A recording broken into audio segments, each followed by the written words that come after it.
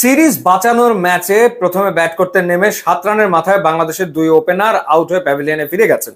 ঠিক সেই সময় ক্রিজে রয়েছেন বাংলাদেশ অধিনায়ক লিটন কুমার দাস, যার সময়টা মোটেও আসলে ভালো কাটছে না এবং প্রচন্ড রকম চাপের মুখে তিনি রয়েছেন। তার অধিনায়কত্ব নিয়ে প্রশ্ন উঠেছে এবং তার ফর্ম নিয়ে কথা তো চলমান রয়েছেই, এবং ওয়ানডেতে তিনি একাদশ থেকে বাদ পড়েছেন। সেই লিটন কুমার দাস এরকম পরিস্থিতিতে চমৎকার একটা ইনিংস খেলেছেন, 76 রানের ইনিংস খেলেছেন 50 বলে, যেখানে একটা 4 মেরেছেন এবং ইন্টারেস্টিং ব্যাপার, ছক্কা মেরেছেন 5টা। একটা 4-এর বিপরীতে 5টা ছক্কা লিটন কুমার দাস হাঁকিয়েছেন।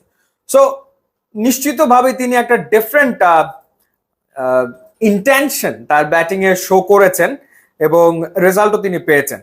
বাস্তবতা হলো যে দিনটা আসলে লিটন কুমার দাসের, যা যেভাবে করতে চেয়েছেন সেভাবে তিনি করতে পেরেছেন। হ্যাঁ, লাইভ দুটো পেয়েছেন ব্যাটিং করার সময়, 30 রানের মাথায় একটা, 56 রানের মাথায় আর একটা, কিন্তু তিনি যে ইন্টেনশনটা নিয়ে ব্যাটিং করেছেন সেটা ছিল দুর্দান্ত, দারুণ, কোনো সন্দেহ নাই। তাওহিদ হৃদয়, হ্যাঁ, টি-20 উপযোগী ব্যাটিং করতে না পারলেও বলা যায় যে ওই সময়ে তার ওই ইনিংসটা গুরুত্বপূর্ণ ছিল। 25 বলে তিনি 31 রান করেছেন, আর বাকি কাজটা ব্যাটিং এ করেছেন শামীম হোসেন পাটোয়ারি। 27 বলে 48 রান, 5টা 4 এবং 2টো ছক্কা হাঁকিয়েছেন। লিটন কুমার দাস 13 ইনিংস পরে তিনি টি-20-তে 50 দেখা পেলেন এবং বাংলাদেশ করলো 177 উইকেটে। আর বাকি কাজটা আসলে করেছে বাংলাদেশের বোলাররা। সো ব্যাটিং এর ক্ষেত্রে সফল হয়েছেন ব্যাটার লিটন কুমার দাস, আর যখন বাংলাদেশ দল বোলিং এ নেমেছে তখন সফল হয়েছে উইকেট কিপার লিটন কুমার দাস এবং ক্যাপ্টেন লিটন কুমার দাস। অর্থাৎ তিনি যা যেভাবে চেয়েছেন সেভাবেই ঘটেছে। দারুণ দুটো স্ট্যাম্পিং লিটন কুমার দাস করেছেন, দুটো ক্যাচ তিনি নিয়েছেন এবং যেভাবে করে বোলারদেরকে রোটেট করেছেন, বোলাররা সবাই সাকসেসফুল হয়েছে, সবাই উইকেট পেয়েছে। শরীফুল দারুণ বল করে 2টো উইকেট নিয়েছে। শরীফুলকে আমার খুব আন্ডাররেটেড বোলার মনে হয়, অন্যদের নিয়ে যেরকম আলোচনা হয় তাকে নিয়ে ততটা আসলে হয় না।